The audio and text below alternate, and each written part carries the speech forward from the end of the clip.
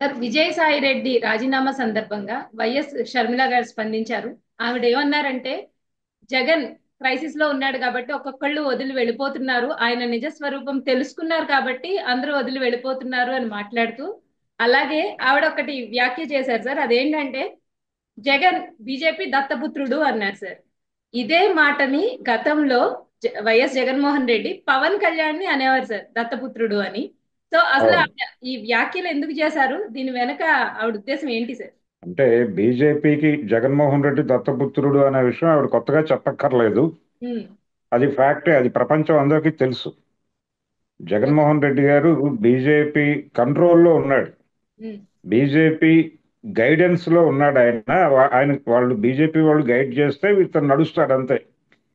ఒక రకంగా ఆంధ్రప్రదేశ్ లో ఉన్నటువంటి టోటల్ రాజకీయ పార్టీలన్నింటినీ బీజేపీయే నడిపిస్తోంది, ఉమ్, ఇంక్లూడింగ్ కాంగ్రెస్. ఆ ఓకే. విషయం షర్మిల గారికి తెలియదని నేను అనుకుంటున్నాను. కానీ ఉమ్, కాంగ్రెస్ పార్టీని కూడా డిజైన్ చేస్తుంది ఒక రకంగా భారతీయ జనతా పార్టీయే. అంటే తెలంగాణలోను ఆంధ్రప్రదేశ్లో కూడా రెండు చోట్ల కాంగ్రెస్ పార్టీని ఒక రకంగా గైడ్ చేస్తోంది బీజేపీయే. Okay sir. ఎందుకంటే తెలంగాణ ముఖ్యమంత్రి గారికి భారతీయ జనతా పార్టీతో సంబంధాలు బాగానే ఉన్నాయి. అలాగే త్రూ చంద్రబాబు త్రూ ఉమ్, చంద్రబాబు ఆయన రిలేషన్స్ బలంగానే ఉన్నాయి కేంద్రంలో అధికారంలో ఉన్నటువంటి భారతీయ జనతా పార్టీతో. ఉమ్, అలాగే ఆంధ్రప్రదేశ్కి సంబంధించి అంటే నిజానికి కాంగ్రెస్ పార్టీ దౌర్భాగ్యం ఏంటంటే ఆంధ్రప్రదేశ్ ఉమ్మడి రాష్ట్రంగా ఉన్నప్పుడు కూడా ఉమ్, ఆంధ్ర రాష్ట్ర ఆంధ్రప్రదేశ్ రాష్ట్ర కాంగ్రెస్ పార్టీ గురించి అసలు కేంద్ర నాయకత్వానికి కనీస అవగాహన ఉందా అనే ఒక ప్రశ్న తలెత్తుతుంది. ఎందుకంటే షర్మిల గారిని పట్టుకొచ్చి నాయకత్వంలో కూర్చోబెట్టడం వలన ఉమ్, ఆ పార్టీ గతంలో ఎన్నడూ లేనంత పతనావస్థకు చేరుకుంది మొన్న జరిగినటువంటి ఎన్నికల్లో. ఓకే. అంటే జగన్మోహన్ రెడ్డిని పూర్తిగా అంటే జగన్మోహన్ రెడ్డిని అధికారంలో నుంచి దించడానికి కాంగ్రెస్ పార్టీ నాయకురాలు ఉపయోగపడింది. ఉమ్, అవును సార్. అది చంద్రబాబు నాయుడు గారికి ప్రయోజనకరంగా మారింది, కూటమికి ప్రయోజనకరంగా మారి కూటమి అధికారంలోకి తీసుకురావడంలో కాంగ్రెస్ పార్టీ కంట్రిబ్యూషన్ చాలా ఉంది. అంటే జగన్మోహన్ రెడ్డికి వ్యతిరేకంగా ఆయన చెల్లెళ్ళు ఇద్దరు రోడ్డు మీదకి వచ్చి చేసినటువంటి ప్రచారం కాంగ్రెస్ పార్టీకి ఉపయోగపడలేదు, కానీ ఉమ్, కూటమికి విపరీతంగా ఉపయోగపడింది. అవును సార్. అలాగే కూటమి తాలూకా మీడియా మొత్తం కూడా వీళ్ళని భుజాన వేసుకుని మోసింది, షర్మిల గారిని అలాగే సునీత గారిని. ఉమ్, కాబట్టి కాంగ్రెస్ పార్టీ కూడా అక్కడ ఎన్డీఏ గవర్నమెంట్ కూటమి ప్రభుత్వం ఏర్పాటులో సహకరించింది. ఉమ్, కాంగ్రెస్ పార్టీకి కమ్యూనిస్టులకి కలిపి ఒక కంపార్ట్మెంటు, అలాగే ఇంకోవైపు ఎన్డీఏ కంపార్ట్మెంట్ అంటే జనసేన, తెలుగుదేశం, బీజేపీ, ఈ రెండు కంపార్ట్మెంట్ల ట్రైన్ కి డ్రైవర్ గా చంద్రబాబు నాయుడు గారు వ్యవహరించారు అప్పుడు గత ఎన్నికల్లో. ఉమ్, ఆ విధంగా బీజేపీ గైడెన్స్ ఉందా లేదా అనేది పక్కన పెడితే బీజేపీతో కలిసి ఉన్నటువంటి చంద్రబాబు నాయుడు గారు కాంగ్రెస్ పార్టీకి ఒక గైడెన్స్ ఇచ్చాడు. గైడెన్స్ ఏంటంటే ఇక్కడ జగన్మోహన్ రెడ్డి ఇన్ టోటల్ కాంగ్రెస్ పార్టీని కబ్జా చేసేశాడు, కాబట్టి జగన్మోహన్ రెడ్డిని కనుక అధికారంలోంచి దించేస్తే కాంగ్రెస్ పార్టీ రైజ్కి ఒక అవకాశం దొరుకుతుంది ఉమ్, అని ఒక అభిప్రాయం చెప్పడంతో కాంగ్రెస్ పార్టీ నాయకత్వం ముందు జగన్మోహన్ రెడ్డిని దించేస్తే మనకు పని అయిపోతుంది అని అనుకున్నారు. అనుకుని షర్మిల గారిని తీసుకొచ్చారు. ఈ గందరగోళం మొదలైంది. షర్మిల గారు యాక్సెసిబిలిటీ లేదు ఆవిడకి. ఆవిడ కింది స్థాయి నాయకులు ఎవరిని కలవదు అక్కడ ఆంధ్రప్రదేశ్లో. ఎవరిని కలవరు. ఏ రకమైనటువంటి ప్రోగ్రామ్స్ లేవు ఆ పార్టీకి. ఆ పార్టీకి ప్రాపర్ గైడెన్స్ లేదు. నిస్తేజంగా ఉన్నారు కొద్దో గొప్ప. ఆ పార్టీతో ఉన్నవాళ్ళు కూడా పూర్తి స్థాయి నిస్తేజంలో ఉండటం అనేది కనిపిస్తుంది. అవును సార్. అంటే ఉదాహరణకి శుంకర పద్మశ్రీ అనే ఆవిడ ఒక ప్రెస్ మీట్ పెట్టి ఆంధ్రరత్న భవన్లోనే ప్రెస్ మీట్ పెట్టి షర్మిల గారి మీద విమర్శలు ఎక్కువ పెట్టింది ఆవిడ, శుంకర పద్మశ్రీ గారు.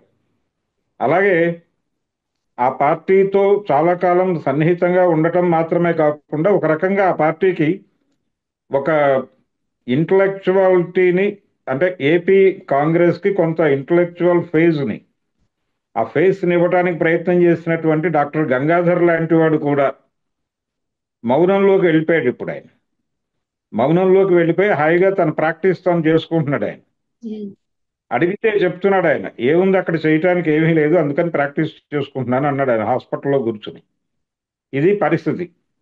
అంటే యాక్టివ్గా పనిచేసే వాళ్ళందరినీ పక్కకి పంపించేసి, ఈవెన్ గౌతమ్ ఉన్నాడు, జై గౌతమ్, ఆయన కూడా ఏం చేయాలో అర్థం కాక హైదరాబాద్లో ఉంటున్నాడు.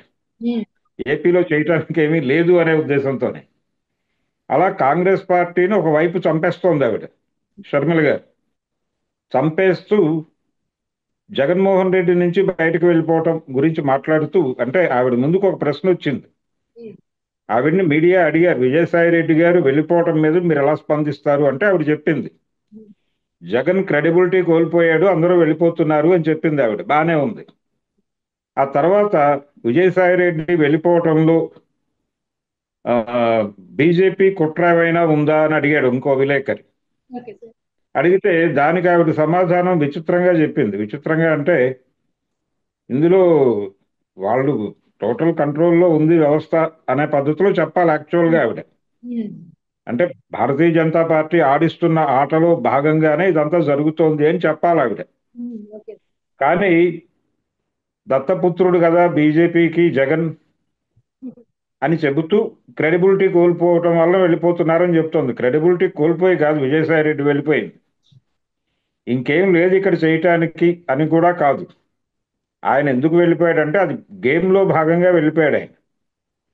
భారతీయ జనతా పార్టీ రాజ్యసభలో తన ప్రాభవాన్ని, తన బలాన్ని పెంచుకోవడంలో భాగంగా నెమ్మదిగా ఒక్కొక్కళ్ళ చేత రిజైన్ చేయించి ఆ ప్లేసుల్లో కూటమి వారిని భర్తీ చేసి, ఇప్పుడు ఈ ప్లేస్లోకి, అంటే విజయసాయి రెడ్డి వేకెట్ చేసినటువంటి ప్లేస్లోకి మేబీ జనసేన ఎంపీనో ఎవరో ఒకళ్ళు వస్తారు.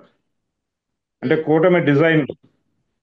కూటమి డిజైన్లో భాగంగా భారతీయ జనతా పార్టీకి ఆల్రెడీ ఒకటి ఇచ్చారు కాబట్టి ఇప్పుడు జనసేనకు అవకాశం ఇచ్చే అవకాశం ఉంది.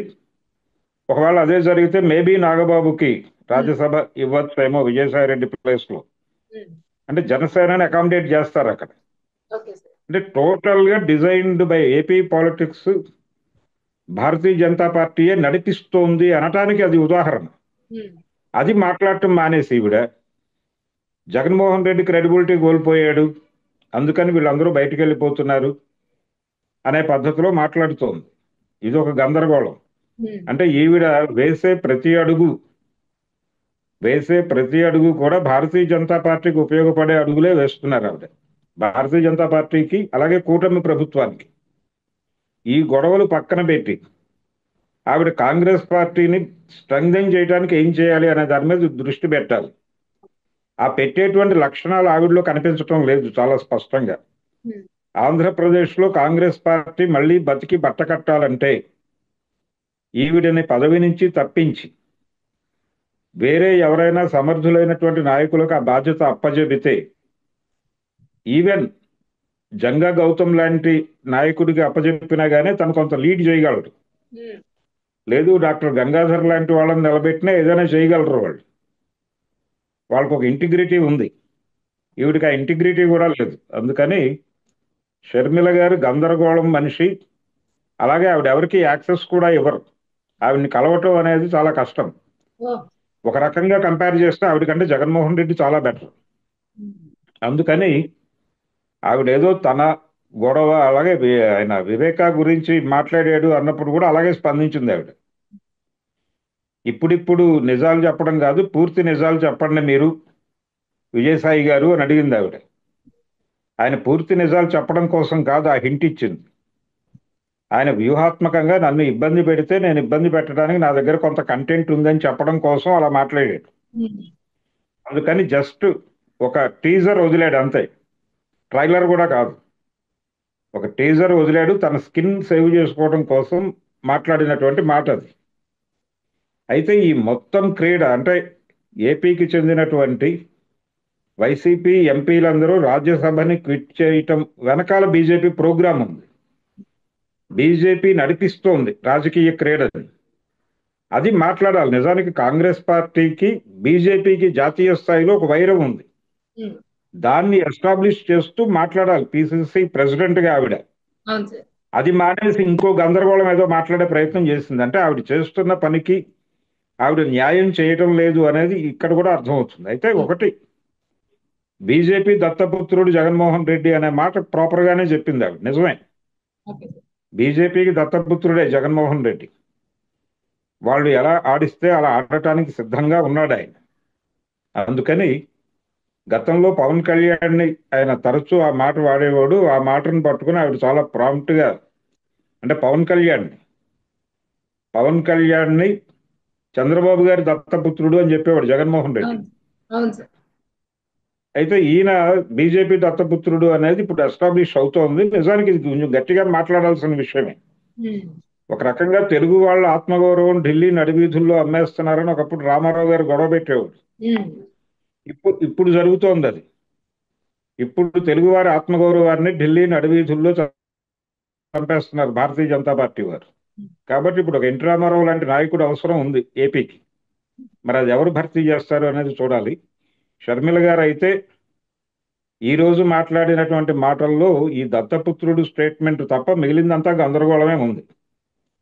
ఈ గందరగోళం నుంచి ఆవిడ బయటపడాలి, కొంచెం జనాల్ని కలవాలి, జనాల్ని కలుపుకోవాలి, అందరినీ పార్టీ ఆఫీసుకు తీసుకొచ్చి అందరూ కలిసి నడిచే పరిస్థితి